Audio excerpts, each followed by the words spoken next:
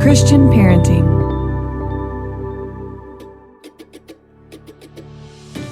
Welcome to the Christian Parenting Podcast. I'm your host, Steph Thurling. I'm the Executive Director of Christian Parenting, a mom of 3, and I am so glad that you're here.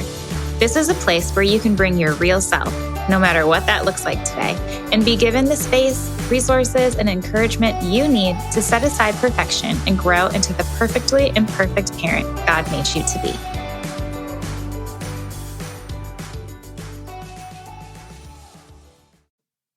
Hey, Sissy, welcome. Thank you so much for having me. Yeah, I am so excited to have you here today. You have been counseling kids for how many years? 30. Yeah, 30 Yes. years. Thousands of kids. You are kind of like the go-to resource for all things mental health. And so I'm really, really grateful that you're spending some time with us today talking about worry and anxiety. Thank you. I'm honored to get to. Yeah. So we're going to talk about worry and anxiety in parents and your new book, which I told you before we started recording, I loved and hated at the same time because it was so good. And I saw myself in so many of the pages that there were points I was like, oh man, in the best, I mean that in the highest form of compliment. It was so good and so helpful. So I'm excited to talk about it, but I want to talk about you first. So can you tell us about you, your background, your family, all the things that make you you? Yes. So I am originally from Little Rock, Arkansas, and moved to Nashville to go to grad school at Vanderbilt. And my 1 year, I guess, into my graduate program, I interviewed with Melissa Trevathan, who is my boss still, and sat there in the interview so teary the entire conversation thinking, this is what I always felt like I wanted to do, and I didn't even know it existed. And so 30 years later, I'm still working at the same place because I love it, and I cannot imagine being anywhere else. And it's kind of a different counseling practice because so many kids are afraid to go to counseling, or if they're adolescents, sometimes they're infuriated about going to counseling. And so we try to do it really differently. And so we are in a little yellow house with a white picket fence. It's not so little anymore. We have about 2,000 families who are in counseling currently at Daystar. And my dog goes to work with me every day. She helps me counsel kids. We have 5 dogs on staff. I think we have 13 humans, but I'd rather count the dogs than the humans. And we have popcorn popping in the lobby typically. And I mean, our offices look like living rooms. It's really I think it's as disarming as you can get in terms of a counseling practice office. And so that is what I have the privilege to get to do every day. And out of that, have gotten to travel and speak and write some books and have a podcast that I share with my friend David Thomas, and Melissa does a lot with us too. And so really grateful to get to lean in and help parents, because I think, in all these years of counseling kids and families, I would say really probably as partly a result of the pandemic, but even outside of the pandemic, I just think it's never been harder to be a parent, to be a kid than today. And so I just feel really grateful and privileged to be in a place where I'm getting to share what I'm hearing in my counseling offices outside of the walls of Daystar with parents in different places. And you do it so well. You're so encouraging and real and relatable. So I think you're just such an excellent resource for parents. So I really appreciate everything you write, everything you share, your podcast, Instagram. I'll link it all in the show notes. Everyone finds you. You're so kind. Thank you so much. And then I always ask all my guests, what is one thing that you want every parent to know? And I know you probably have a lot. I would say in this day and time, I've never seen parents feel as discouraged, defeated, as much like failures as I would say I'm seeing today. And I think part of that is the information overload. When our parents were growing up, they didn't have anyone to compare themselves to. They didn't see all the other families that were doing all the other Pinterest-worthy things. And I think I would want to say to any parent who's listening, which obviously that's why they're listening to you, you're doing great. And that you are the type of parent who would tune into a Christian parenting podcast already says to me that you're doing great. And you're thoughtful and intentional and deeply committed to knowing and loving your kids well. And so I think when we can live out of that space, it's easier to unclench our tightness a little bit and be more present. In the new book that we're going to talk about, I know I talk about how anxiety tries to define our past, distract us in the present, and defeat us in the future when we're not even there. And so I think when we can kind of let go of that, those clenched, not fists out of anger, but more out of, I'm trying so hard, then I think we're freed up to be in all the places with more confidence and hope. Yeah. And we're going to talk a little bit about that later too, because that's a large chunk of your book and it's so good. So you have Raising Worry-Free Girls and Braver, Stronger, Smarter. And now you have The Worry-Free Parent, and they're just such excellent resources. And in Worry-Free Parent, that's your newest one. You share a statement that someone said in your office, which I thought was so interesting. They said that we're the first generation of healthy parents. And you kind of talk a little bit about how that's true and untrue. And I totally agree with that. I just thought it was really interesting. So I'd love for you to talk about that statement for a little bit and like what they meant by that. Well, I mean, I think I would say, now 3 decades worth of counseling, I would say today's parents are prioritizing mental and emotional health like no generation of parents I've ever seen, which is beautiful. And at the same time, I think today's parents are more anxious than any generation of parents I've ever seen.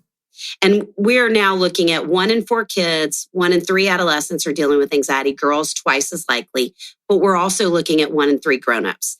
And women are twice as likely. So moms who are listening, it's so easy for us to lean that way as women. And so, I think it's really both things. We're better educated. I mean, my mom read one parenting book that was Dr. Spock.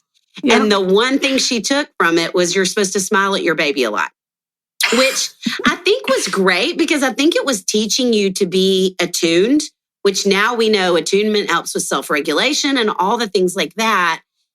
And side note, I have one sibling who's 16 years younger than I am. And we both, if either of us get a compliment, it's that we smile all the time. So Dr. Spock knew something. He was doing something right. He was onto something. He was. But, we just weren't. I feel like I talk to parents who are just so panicky. And even all the Instagram accounts that are like, you only have 18 summers, you only have 18 blah, blah, blah, you only have so many left. I just think, every time I read that, I think, these poor parents that feel so panicky. Because then I think when we feel that kind of pressure, honestly, I think we get angry sometimes, or at least I do. When I'm living that tightly, that's the first thing that happens is I lose my patience. And so, I think it's beautiful how hard parents are trying. And I hate it for you as a parent that it feels like even more pressure, because then I think it makes us trip ourselves up. It's like me snow skiing. The harder I try to snow ski, the more I fall. But when I can relax and enjoy myself, I do a whole lot better. That's good talking to someone from Minnesota, right? Yeah. Do you snow ski some? I do. And I married a man from Colorado. So there you go. Yes. So we are a skiing family. I'm not the best at it. As a Minnesotan, I don't love the cold. Which that's funny. Hard for me. I know. Yes. I was born and raised here. I'm stuck. My family's here. We love it here. I just don't like the cold. So, yeah. But I do want to talk a little bit about that pressure that we put on ourselves, because I think you're right that there has never been pressure like there is today, because it's not like we just get to own a home and that's great. Like we have to own a home. It has to be beautifully decorated and perfectly clean. And it's not like our kids can just do sports and learn those great skills. Like they do the most competitive skills. And you talk about how pressure breeds anxiety. And the concept of like fortune telling a child's life really caught my eye, because I see it and I do it all the time when I'm talking to other parents. Because, and I myself included, this is why your book was so hard to read, because I was like, I'm seeing myself in everything she's saying. But I think we stand around as moms and start chit-chatting and we're like, oh, his grades aren't good. Is he ever going to get into high school? Or what about college? And then like he forgot to feed the dog again. It's his one chore. He's never going to be responsible. Or is she going to, if she doesn't do a solo and dance this year, is she going to be behind? Like she's going to be behind. Then she's not going to make the next team. And we all sit around and talk about all the things that is going to happen to our kids because of one moment in time. So yes. And then they're let's not talk going to be about healthy, functioning adults. No. Yes, because they forgot to feed the dog once. Right. They forgot to feed the dog when they were 7 years old. And so now they're not going to be they'll never be able to own their own dog. Yes. Like we go down this rabbit hole. It sounds Yes. extreme, but I mean, it's what we do. We fortune tell our kids' lives. So can you talk a little bit about that concept of how pressure breeds anxiety and fortune telling our kids' lives?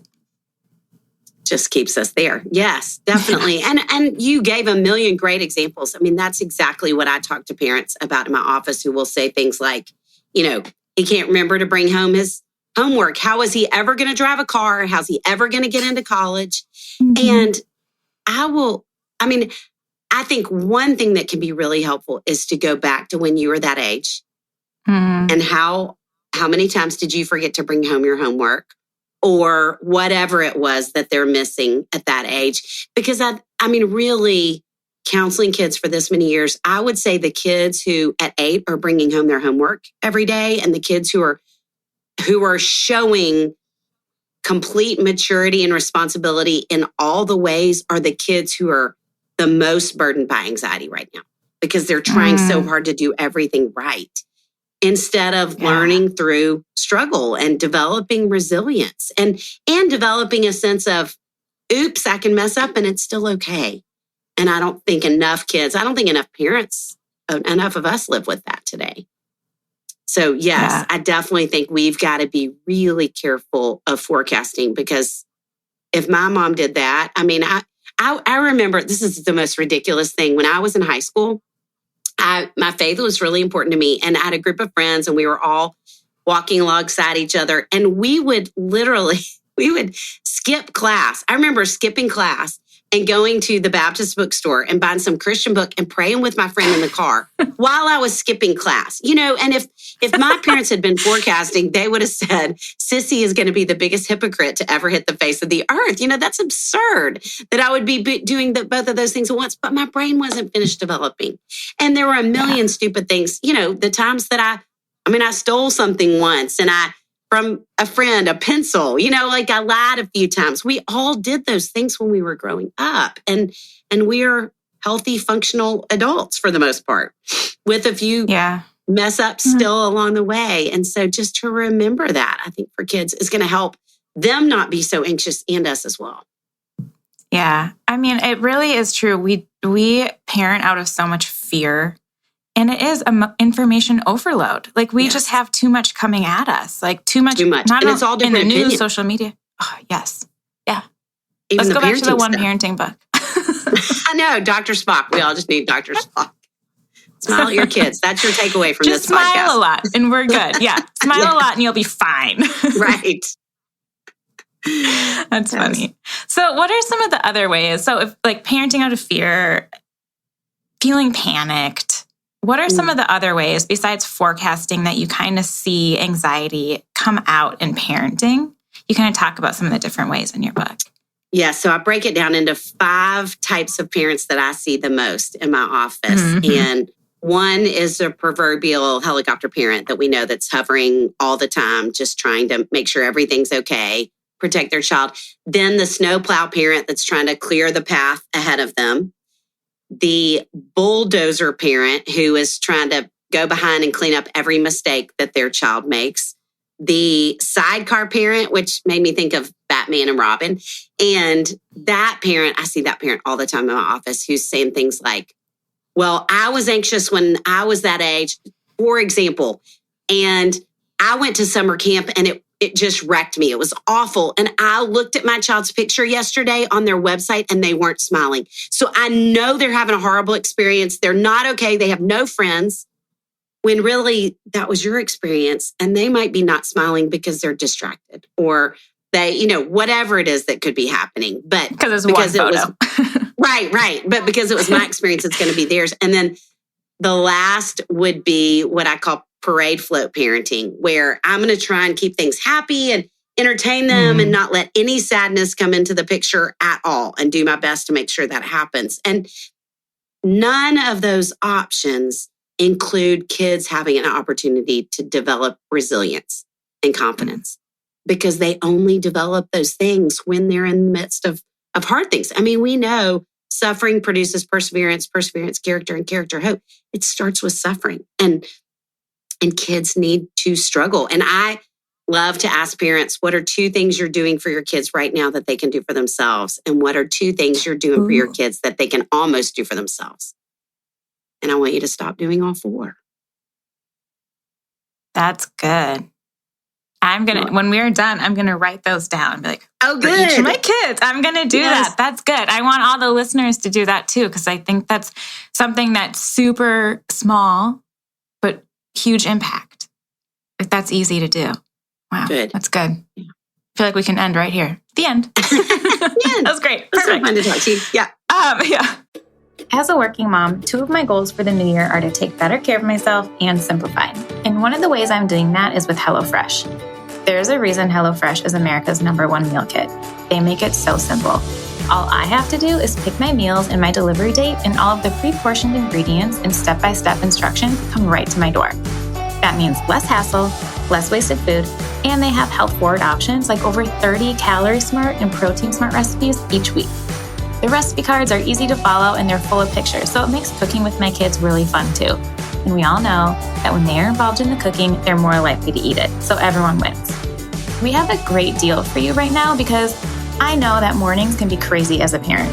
I often find myself forgetting breakfast or grabbing something really fast. But you can go to hellofresh.com/CPPodcastFree and use the code CPPodcastFree for free breakfast for life. That's 1 breakfast item per box while the subscription is active. That's free breakfast for life at hellofresh.com/CPPodcastFree with the code CPPodcastFree.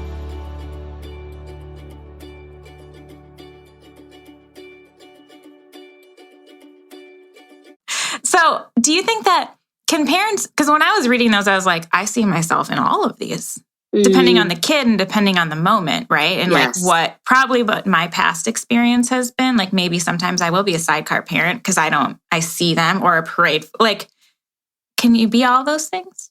Or is that just me because I'm just extra anxious? No, am I the only one?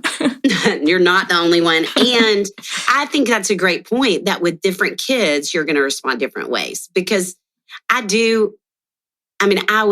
have been with some kids recently who really significantly lacked resilience. And some of that's because I think their parents never let them push beyond what the parent believed the child was capable of, never backed off of those 4 things. And I think my guess is those kids were awfully manipulative and loud. I mean, some anxious kids really know how to push our buttons. You know, you're a terrible parent. Any parent would step in and help with this project. Or, are you kidding me? All parents want to stop whatever from happening. I mean, so I think that's a hard thing about parenting anxious kids is they can be so loud and so manipulative, and not that they're trying to. It's a little bit like a drowning victim can try and drown you in the process just because they want to survive. And I think anxious kids become like that when they're trying to not have to do the scary thing. But everything that science tells us is that, what we're doing is we're retraining our brains. There's something called neuroplasticity where our brains are literally growing. But unless the amygdala is activated, which is the part of our brain that's the fight or flight that reacts, unless that's activated, it can't grow. They call it activate to generate. And so kids have to do hard things to learn. We have to do hard things to learn, which may mean letting go of the 4 things. It may be that simple. What are some other things that we can do besides the 4 things? Like if we're seeing this in our kids, we're seeing maybe some of that manipulation, or we're seeing it come out in different ways. And then we're starting to have the panicked response because it's just one big cycle. What are some things that we can do as parents? Well, I would come up with some statements that you can say to your kids like, wow, I can tell that's really hard and you are so smart. I can't wait to see what you figure out. Or I hear you that you feel anxious. I was just talking to a kid about that this week. They were having to do something in front of a lot of people. And I said, of course you feel anxious about that. Anybody would. And you are so capable. I mean, I think even to normalize that emotion, because kids today think something's wrong with me. I have a personality disorder because I feel anxious right now, rather than a lot of life. In fact, I said, to this kid, I said, everything I've ever learned to do that I'm proud of myself for made me anxious in the beginning. Every single thing. And so I think when we can have things we say to them like that, and then honestly, with a child who's that anxious and that loud and that manipulative, I would have a statement you say like that, and then I would get away from them. Because the more you stay there in close proximity, they're just going to keep whining and keep trying to default to you to fixing it for them. And then maybe you go to your room and you practice some deep breathing and you have a statement you say to yourself or a verse you've memorized that you say, I can do all things through Christ who strengthens me, or whatever it is, over and over until you can calm yourself back down too. Yeah, that's good too, because I feel like it's really hard as a parent when your kid's having a moment like that to walk away, because you want to help them. And we also read so many opinions. They're like, we're going to be a safe place and help them through this. And at a certain point, space for it. Yeah. Right. At a certain point, you have to not do that, is what I'm hearing you say, right? That is exactly let them right. do it. Yes. I think you want to start off being a safe place and being really empathetic. Right.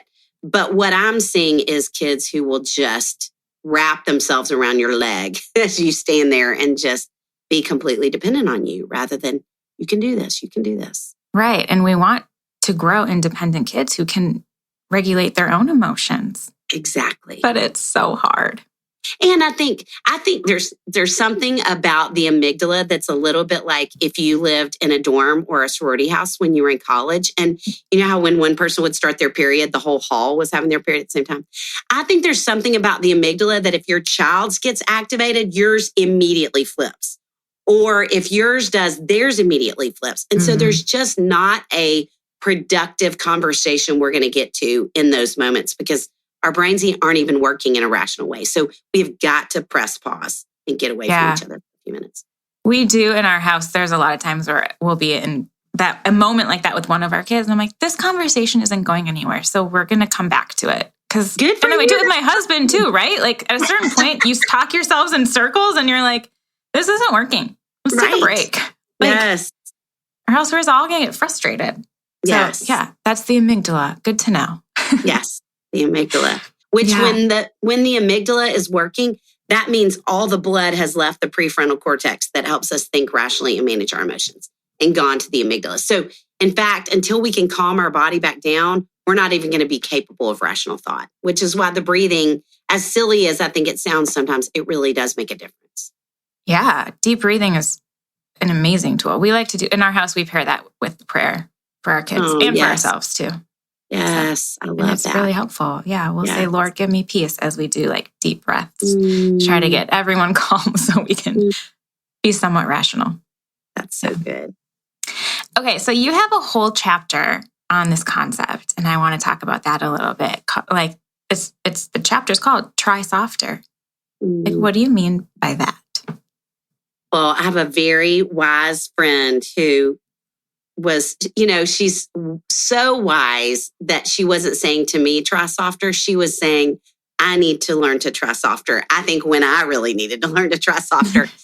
And I'm anxious myself. Mine shows up as perfectionism, which by the way, spoiler alert, if you're type A, you are anxious. We just probably weren't in counseling, processing our anxiety. And so we got really productive instead. And so I try hard at really everything I do, with thus the like clenching up, tightening up, and making it hard to ski or live or any of the things. And so I think I say that to kids. I say it to parents too. What does it look like to try softer? That you can try, but you can let yourself off the hook. Because I think that's part of the feeling defeated and discouraged. I think parents to be aware of how you talk to yourself, because I think parents are more critical of themselves too than ever before. And I would challenge us in that, because I believe the way that you talk to yourself will inevitably be the way you talk to your kids without ever intending for it to be. I mean, I think you would probably never try to talk to somebody the way you talk to yourself, but it comes out. Because we get better at whatever we practice. And when we're practicing criticism, even if it's directed at ourselves, it will inevitably come out as somebody else we love. Probably especially in those kids that are a lot like you. Exactly. Yes. Right. Like, yeah. Then yes. And you don't, I don't want to talk to my child the way I talk to myself sometimes. No, exactly. It's really hard. We talk about that a lot, that every parent has one child who pushes their buttons the most. And it's often the oldest child of your same gender or the one most like you. Mm-hmm. Yeah. I feel like that's very true. But I love that concept of trying softer because I think it is easy. And when we're feeling pressure, we're feeling like we need to be doing more. We're feeling anxious. We need to accomplish more. We need to look the best, do the best, everything Pinterest perfect. To just be like, well, we'll just try more. Just try. And it's not like trying's bad. I think that's where we're confused. It's like, it's good to try. It's good to succeed. It's good to do all the things that we're doing. We're just not doing it right. Yes. We, as I mentioned before, we have a podcast and this summer, we're doing a Music City series. And obviously, because we're in Nashville, we have access to a lot of really amazing people. And last week we interviewed Thomas Rhett and Lauren Akins. And she's so neat. And she said, which I thought was so true. I never thought about this. She said, it's like we're looking at social media and we're not just trying to emulate one idea, one birthday party. We're trying to do every single one that we see, rather than realizing each person we're watching is only doing one. And now we think we have to do 30 and it's just too much. And I thought that's so true. Yeah, I never really thought of that either. But that is true. Wow. Lots to think about after this, Sissy. Too much. You're so sweet. Yeah. Thank you. Okay, so I want to end because I think this resource is so amazing. Like, I cannot emphasize enough that I think every parent should read it. I think it's just so helpful. So I want to end, if there's someone listening who's really relating to this and like, okay, maybe I need to work through some stuff, need to read this book. I think if you're feeling anxious at all, or if you're just a parent, I think this book is a really good next step. But what is a good step after that if parents are feeling anxious? So I now have written 4 books on anxiety. And I have a book called Raising Worry-Free Girls, just for parents of girls specifically about them. This is the first one that's about you as the parent. But in the introduction of that, I said, the reason I'm writing this book and the 2 books for kids is to say, I'm trying to work people like me out of a job. I want to give you tools of things you can do at home, which is what the book is about. I mean, it's like 3 months of counseling in one book was my intention, the Worry-Free Parent. And it may not be enough. And if it feels like you are using these tools and maybe it's moved the needle a smidge, but not as much as you want to, or it's uncovering these things that you feel like, okay, I've never talked about that, because we dig pretty deep into the past and into kind of how you got to this place. And so, or if it feels like it hadn't moved the needle at all, I would say, I want you to find a trusted counselor in your area and somebody you can talk to that, I have people I meet with quarterly. It's not even that it's weekly. It's just to say, hey, are we on the right track? Is there anything I need to be thinking about? What are some things I can be doing differently? But that you just have another voice that is helping you try softer, be more gentle with yourself, and giving you tools to work through the stuff that might be spreading over into the lives of your kids. Yeah. Can you tell us actually, because I think when I talk to people, I feel like a lot of us are like, yeah, we should be going to see a counselor. I would love to do that. I have a really hard time finding one, or I've tried 4 and I don't like them. Like, how do you find a counselor? It's so hard. There are resources like the American Association of Christian Counselors, but they have, I don't even know how many hundreds of resources. And I always feel like I want somebody who's been to that person, or somebody who's at least met that person and encountered them, because I want to know if it's potentially can be a good fit. So I usually recommend to call your church, ask who their referral list is, call your doctor, ask them who some of their favorite counselors are, ask some friends, especially if you hear the same name come up a couple of times. Then I think it's worth going and meeting that person. But I would say I think it is really important that you trust the person you're going to sit with. And there's some counselors, I think I have been to 5 different counselors over the course of my life. And There was a season I needed somebody to really challenge me and push me.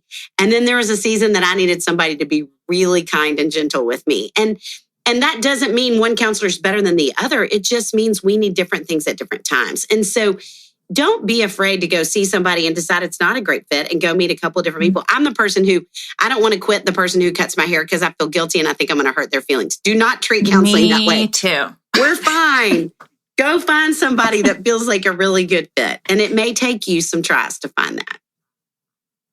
Okay, I'm really glad you said that because I'm that person too. And it's really hard for me to leave someone once I start seeing them. So I feel bad. I'm like, am I going to hurt their feelings? Are they going to feel like they're a bad counselor because I didn't see them again? No, we know the same idea that they're just better fits sometimes.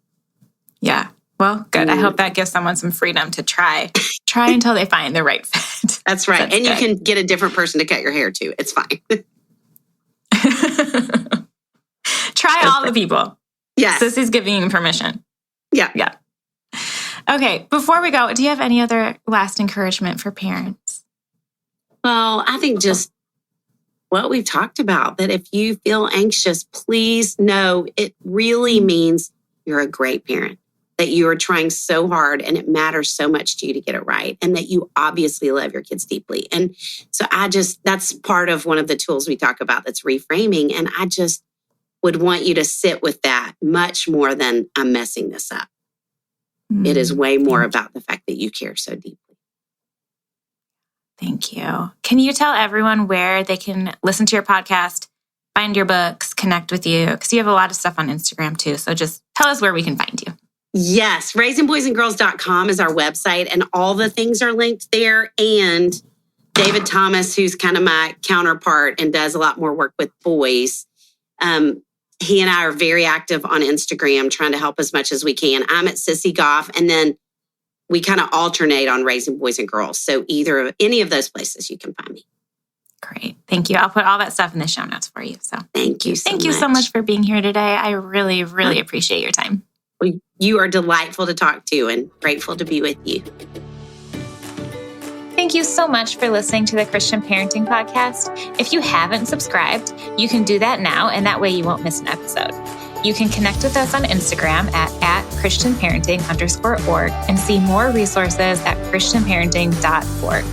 And if you're a mom raising daughters, we have the perfect course for you. Visit cpguides.org to learn more about our Helping Moms Raise Confident Daughters online courses. And lastly, if you have enjoyed this podcast or other Christian parenting resources, please consider donating to this ministry. Visit ChristianParenting.org and click the donate button. Christian Parenting is 100% donor funded, and none of this would be possible without your help. We are so grateful for you. You're amazing. God bless you.